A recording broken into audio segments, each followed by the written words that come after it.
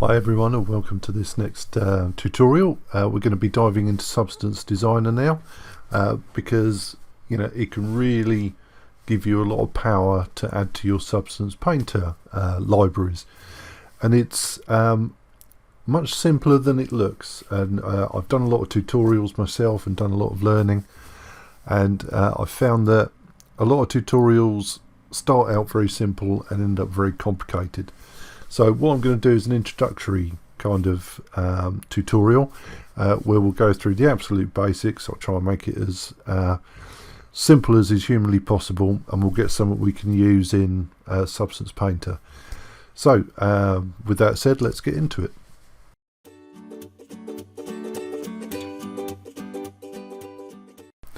Okay, so we're in Substance Designer, and we're going to start out with a new graph or a new project. It's called a graph, so it's new package Substance Graph, and we're going to start out with the metallic roughness. So we'll give it a name, and I'm going to call it bolt head because we're going to make a bolt which we can use. And relative to parent, we'll leave that as it is. Size is all fine. And down here in the graph outputs, these are the outputs that we're going to be offered in a template. So if I click OK, it should all come up and we're ready to go. So here are our outputs, and at the top we've got our diffuse, our base color, and then our normal, our roughness, metallic, ambient occlusion, and height. And when we save our substance, we'll get all those channels out. If we use them, we might delete them, you never know. The one that I am going to delete is ambient occlusion, because I don't want ambient occlusion in this, but I do want another channel. So we're going to add a channel, and this is probably the most slightly abstract thing of this whole thing.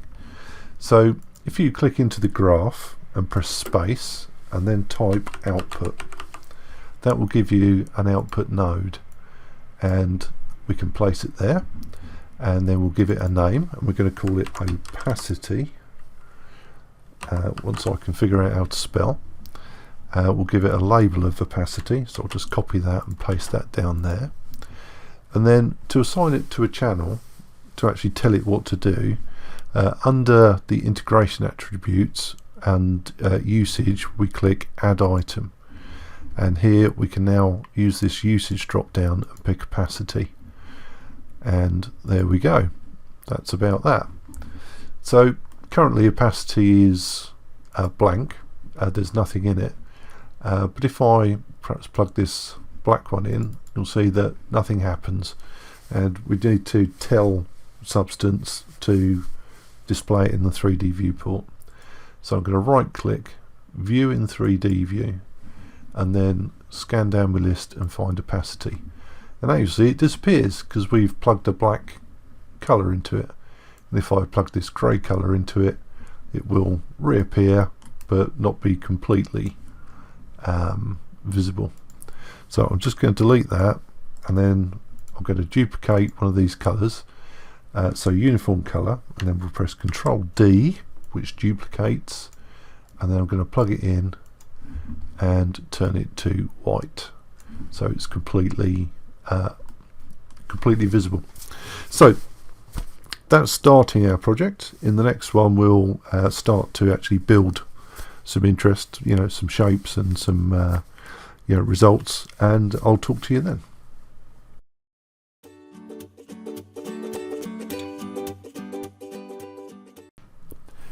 Okay, so what we want to do is build a shape, and almost all Substance Designer graphs start with a shape or a noise or a texture of some description. So we're going to use a polygon.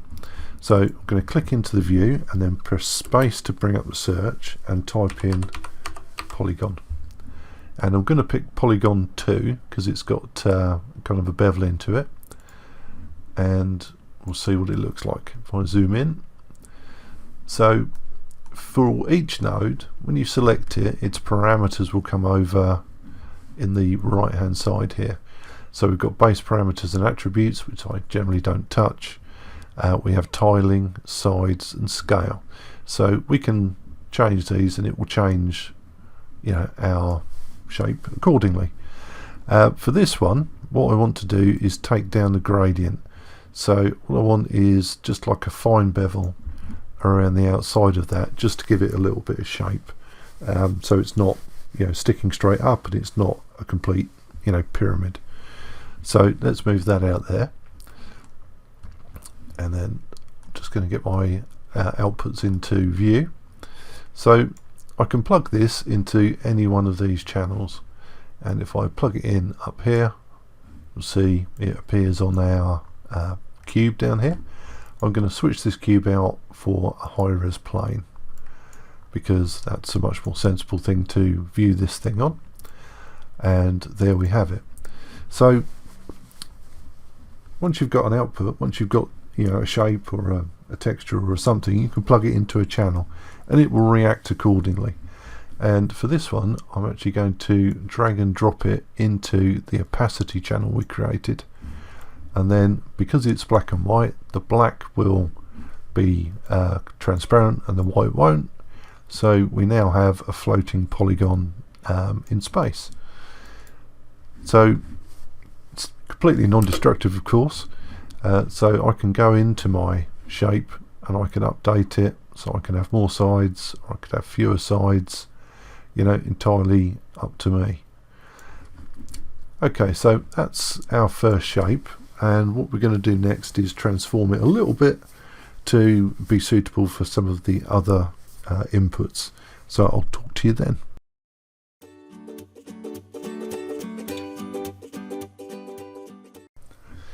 First then, we're going to have a look at our height channel. So that is, I think it's the bottom of my list here. So it's got this current grey plugged into it, and I'm just going to delete that one. I'm going to delete everything where I plug something into it, so let's delete those out there. There we go. So if I plug my polygon into my texture now, into my height channel, you'll see that something happens, but not an awful lot. We just need to set the display properties to make that work. So I'm going to go into materials and default and edit, and that will bring my shader properties up, and now I can increase my height scale, and as you see, the higher I go, the more it displaces and shows us what we're doing.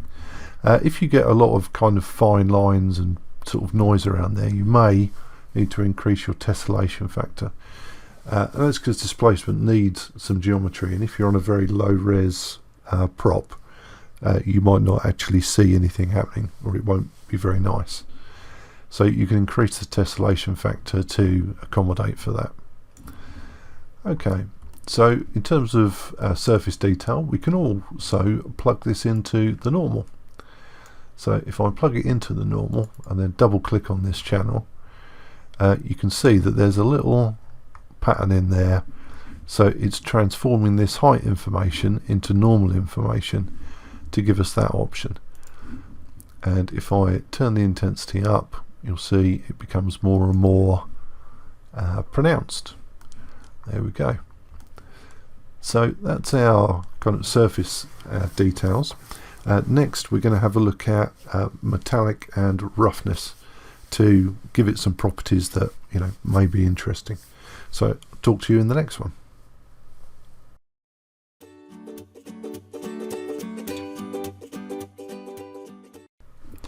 Okay, so next let's have a look at our height and our our roughness and our metallic.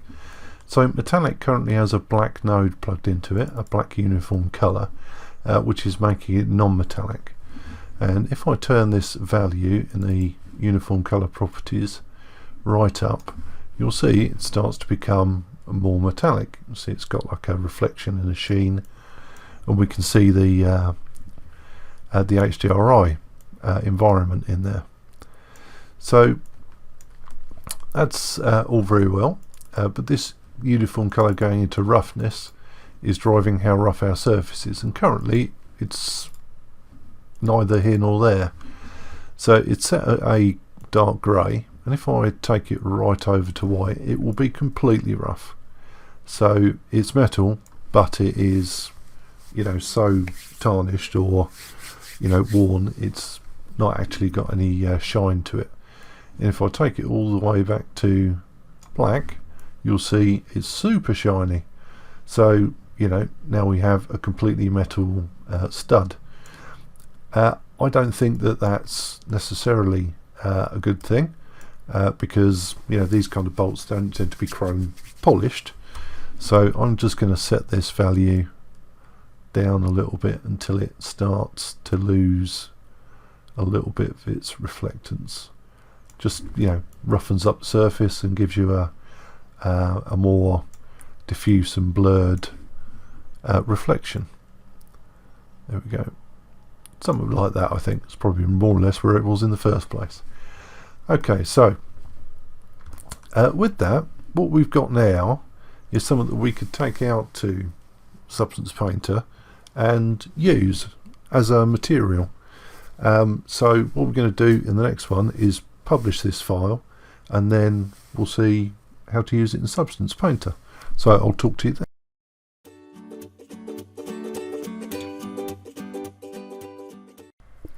Okay, so we want to export this, and that's fairly straightforward. First of all, I'm just going to save my package. I've already saved this. I'm just showing you because it needs to be done. It's not essential for the process, but I want to reuse this and change it a bit later.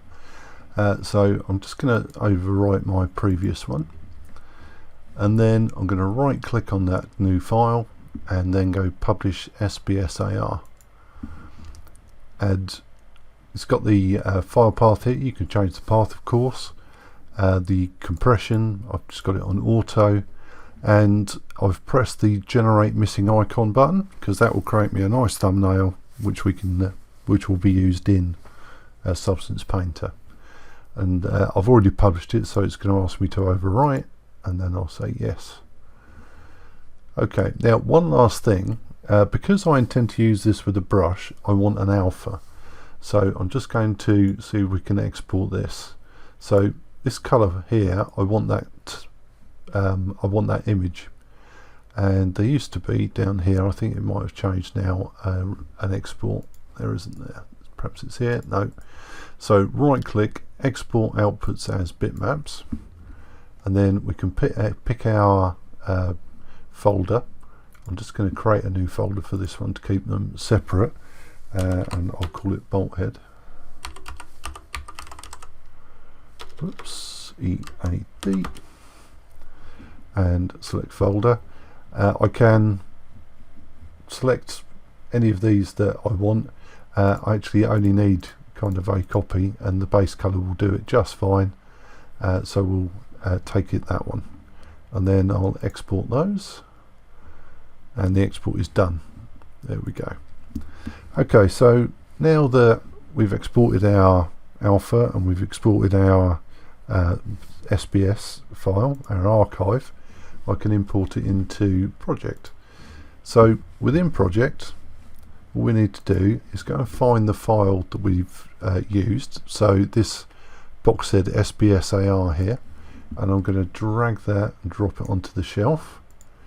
It knows it's a base material, so we don't have to change anything there, and we just tell it which project we want to add it to. I'm going to add it to just this project, and as you can see, it appears in our library, which is terrific. Now I just need the alpha, so let's go and find that. I've spelt that wrong, so I'm going to drag and drop that into the library. I'm going to set it as an alpha and set it to this project and import, and as you can see, that's added in there. So for my brush, I just need to update it. So first of all, I want to change the alpha out, so I can drag and drop my new alpha in there. It's perfect. And then on my material material library, I'm just going to click on that, and now I've got an alpha, and I've got my material, and I can rescale, and now we've got our bolt. and it's shiny, and it's pretty much exactly the same as it was in Designer. The only thing here is I'm not getting the same kind of height, and that's just the shader settings. So I'll go to the shader over here, and then the displacement and tessellation. If I increase the scale, you'll see it starts to come out, and if I increase the subdivision count, you'll see it becomes much finer. So now you've made a very first practical file in Substance Designer. We've exported it, we've imported it, and we're using it. And you know, this has been a very simple one. I think we have one node, don't we? Yes, one node essentially, and a few outputs. And there's so much more you can do, but I just wanted like an introductory to get us going. And I've saved this file, and we'll build on it in later tutorials. You know, if you want me to, comment below or like the video or something. So yes, thank you for listening. I hope you found it useful, and I'll talk to you again soon.